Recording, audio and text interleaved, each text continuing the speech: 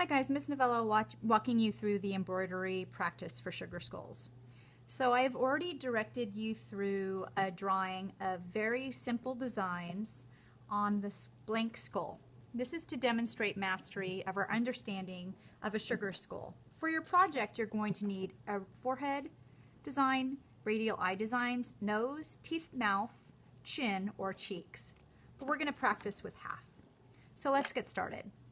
The first thing we need to do is make sure that we double thread our needle.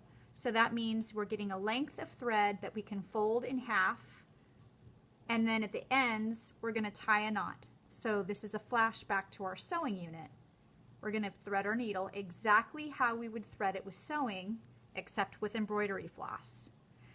Then we're going to begin with the top design, and we're going to begin by poking our needle through the back of the worksheet. And then we're going to tape down the thread once we get to the knot, so there is no tying or back tacking. From there, we need to stitch stitches that are no wider than 1/4 of an inch and that have 1/8 of an inch space in between using the running stitch. So it'll look like this.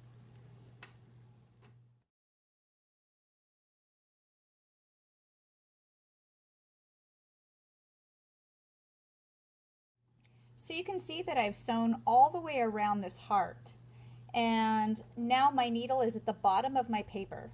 So what I'm going to do is, instead of cutting off and tying to a knot, I'm simply going to travel my needle to the next design from the back and continue sewing. How would I approach this eye is I would first sew around the eyeball itself, and then I would do the individual petals. I would still follow the 1/4 of an inch stitch with 1/8 of an inch space in between so that the stitches are nice and close to each other.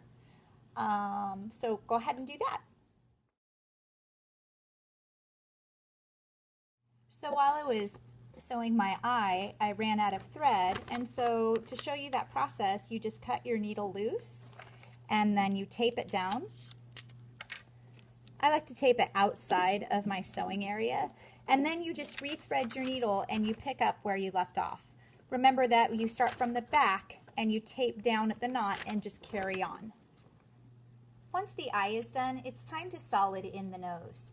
How I approach this is going to be sewing the outline of the nose first and then using stitches to fill in the space. For this particular fill-in, my stitches are going to be as wide as the area that I'm stitching. So I don't want to do short 1/4 inch stitches. That won't make sense.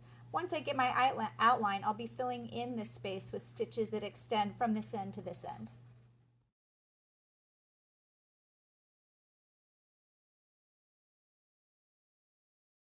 So you can see I've already made my nose solid with just several stitches.